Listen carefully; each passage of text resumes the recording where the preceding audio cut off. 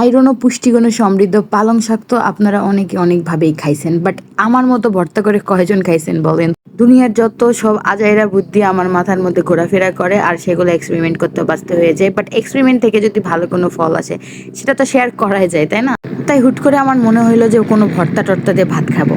তার জন্য মনে হলো যে পালং শাক যেহেতু বাসায় আছে এটা দিয়েই ট্রাই করে দেখি। জীবনে কখনো পালং শাকের ভর্তা খাই নাই ভাই, এই ফার্স্ট খাইলাম। তার জন্য প্রথমে আমি পালং শাকটাকে সুন্দর করে ধুয়ে কুচি কুচি করে কেটে নিয়ে সুন্দর মতো একদম একটুখানি পেঁয়াজ আর একটা কাঁচামরিচ মাঝখান থেকে চিড়ে দিয়ে ভাপিয়ে নিছি। এক কথায় সেদ্ধ করে নিছি পানি ছাড়া, কারণ এটা থেকে প্রচুর পরিমাণে পানি ছাড়ে। সো ওই পানিটা দিয়ে দেখেন এত সুন্দর হয়ে সেদ্ধ হয়ে গেছে। আর একটুখানি লবণ দিছিলাম যেহেতু, তো খুব সুন্দর হয়ে ভিতর থেকে একদম সফট হয়ে গেছে। এরপরে আমি ওই কড়াইয়ের মধ্যে কতগুলো শুকনা মরিচ ভেজে নিলাম। আমি প্রচুর ঝাল খাইতে পারি, বাট আমার পরিবারের অন্য সদস্যরা খেতে পারে না। তার জন্য আমি এখানে 3টা মরিচই দিছি, আর এই মরিচের কিন্তু অনেক ঝাল। আর বেশি করে দিছি একদম রসুন কুচি, মানে রসুন কুচি না, আর রসুন কোয়া। এটাও সুন্দর করে এখন লাল লাল করে ভেজে নেব। সাথে কয়েকটা পেঁয়াজও দিছি, কারণ এরপরে আমি কিছুটা কাঁচা পেঁয়াজও ব্যবহার করব, কারণ আমার কাছে মনে হয় ভর্তায় কাঁচা পেঁয়াজ ছাড়া ভর্তার প্রপার টেস্টই পাওয়া যায় না।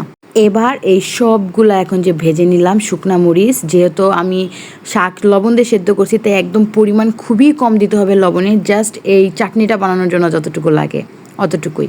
সো লবণ একটুখানি দিয়ে মরিচটা খুব ভালো করে এখন হাত দিয়ে মিহি করে নিব যতটুকু পসিবল। এরপরে এই যে রসুনের কোয়াগুলো ভেজে রাখছিলাম এগুলো সুন্দর মতো মানে একদম পিষে নিব, মানে ডলে নিব হাত দিয়ে, যাতে কোনো আস্ত আস্ত ভাব না থাকে। এরপরে তো কাঁচা পেঁয়াজ দিয়ে আমরা যেভাবে যে কোনো ভর্তা বানাই ঠিক ওইটাই।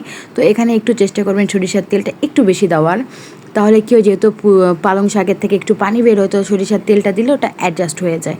সো এরপরে এই যে একদম নর্মাল নিয়মে আমি এটা ভর্তা বানাই ফেললাম। সো আমি কিন্তু ভাবি নাই যে এই ভর্তাটা এত বেশি মজা হবে, কিন্তু বিশ্বাস করেন এইরকম একটা ভর্তা দিয়ে কিন্তু আপনারা অনায়াসে এক থালা ভাত খেতে পারবেন একদম পেট ভরে। তো প্রথমবার বানায় ভাবলাম যে এত মজা হয়েছে, তাহলে আপনাদের সাথেও শেয়ার করি। যাদের মুখে রুচি নাই বা খেতে কী খাবেন ভালো লাগতেছে না, বুঝতেছেন না, একবার হইলেও কিন্তু এভাবে ভর্তাটা ট্রাই করবেন। এটা কিন্তু খেতে অনেক বেশি মজা হয়। তো আল্লাহ হাফেজ, till then, tata, bye by.